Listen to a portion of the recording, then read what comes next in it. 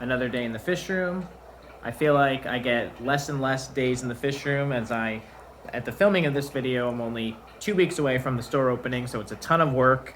Don't have a lot of time to spend here in the fish room as I would like. A lot of late nights, early mornings, but it's all good stuff coming together. I'm really excited for that.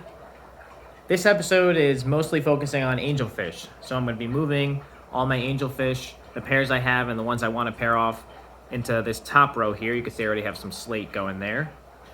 And we'll just give an update on all the strains I have and see what else we do. We could start in this section where I have 3 angelfish tanks next to each other. These are standard 20-gallon highs. In this tank we have my pair of Philippine blue angelfish, and there's a ton of super red koi angelfish grow-outs that I was selecting for future breeders.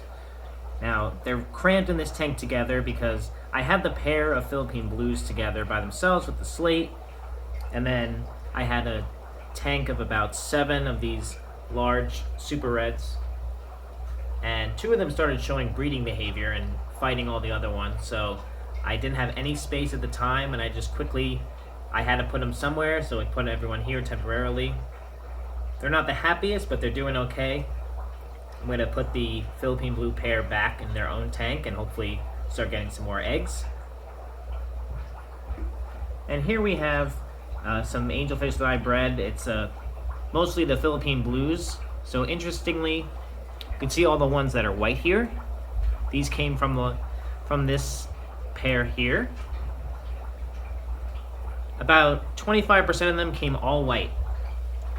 Still really pretty. And then these are some of the Philippine blues that came out just like the parents. Now I do ship and sell these online. These ones I did hold back and plan to grow out to bring to the store.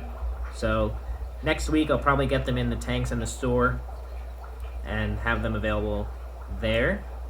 It's always nicer to have a larger angelfish at the store, and it's much easier to ship smaller dime and quarter size fish in the mail. Here's the pair of super reds. They ended up spawning for me. I took those eggs out, and then they spawned about a week after I took the slate out, and I figured I'd have too many if I had pulled the second slate. And usually in my experience, my angelfish, they never parent raise. But this pair is the first one I've ever had to actually get the fry to the free swimming stage. They've been free swimming for about 3 days now, and they're still not eaten by the parents. They're super protective.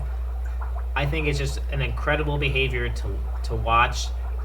Late at night, I'm watching this tank from a distance and just watching the natural behavior of the fry swimming around the parents. You can see we've got one here kind of protecting, like attacking us, and the other one protecting the fry. Really cool behavior, really enjoying this. I hope that the babies can raise up in here. Definitely gonna have a lot of these, both online and in the store.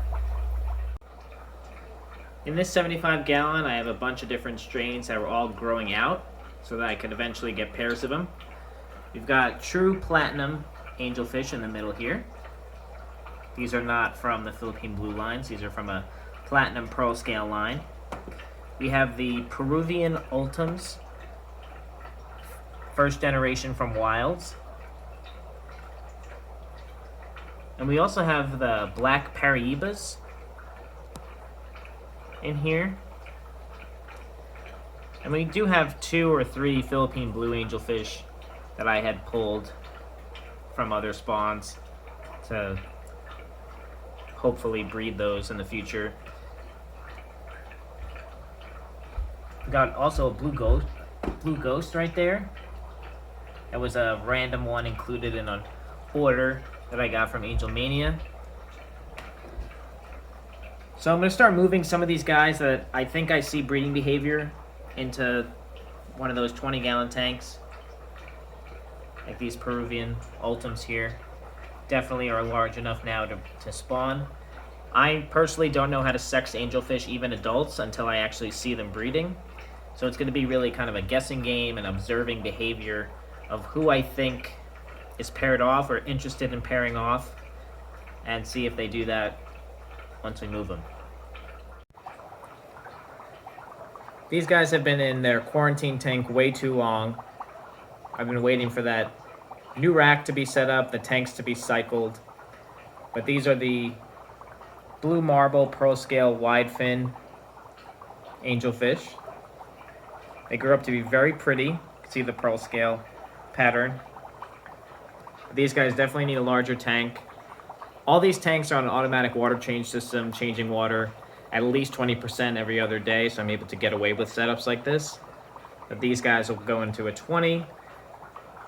Hopefully it helps them grow a little bit faster, and once I see some of them pairing off, I'll be able to take out the extras, throw them in the 75, and then start getting a pair or two of these guys.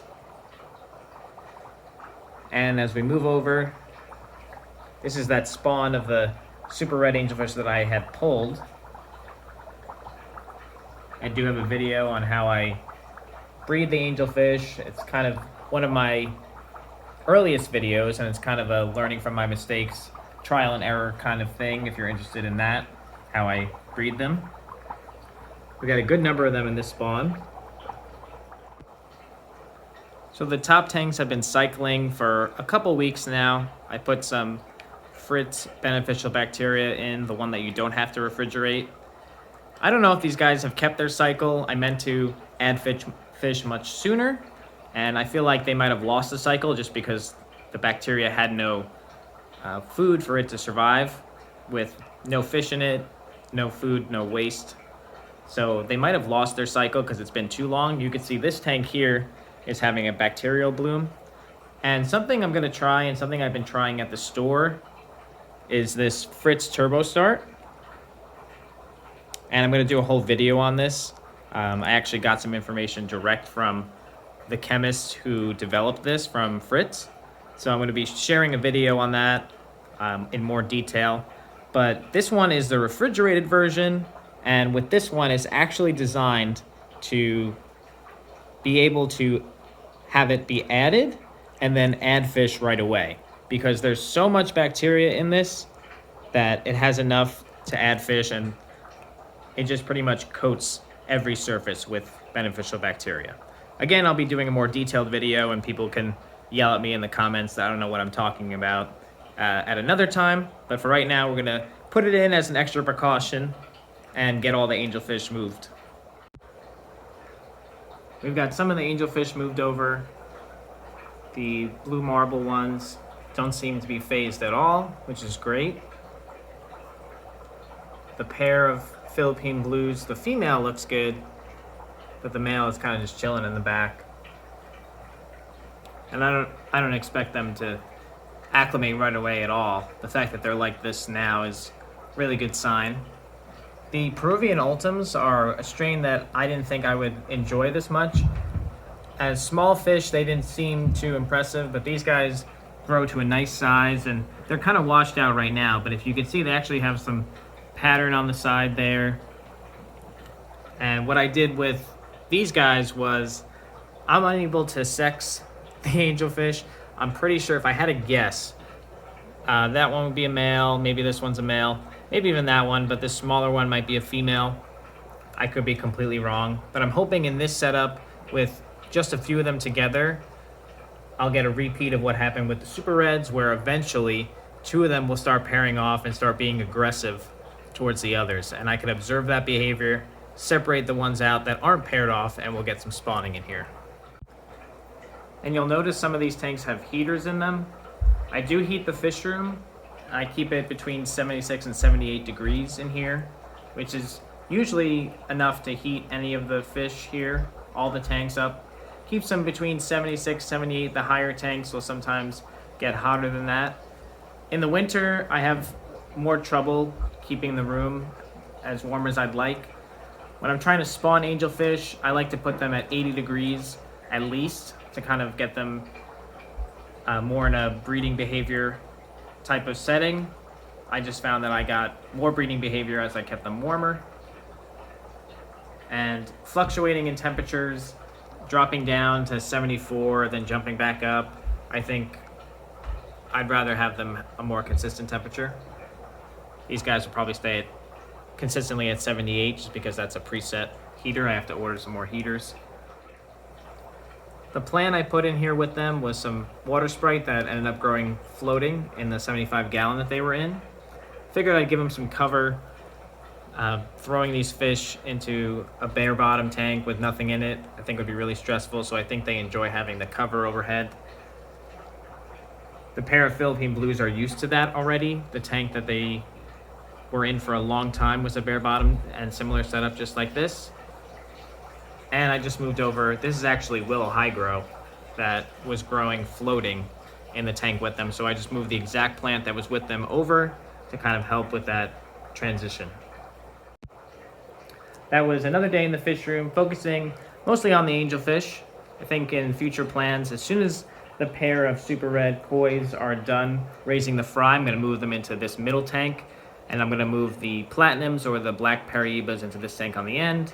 And the adult super red kois are going to go in here once we're done clearing up whatever bacterial issue is going on over there. Keep an eye out for future videos. Big plans for this middle tank. I know it doesn't look like much right now, but big plans for that tank. I'm going to be moving some guppy strains into these tanks. Thank you guys so much for watching, and I'll see you in the next one.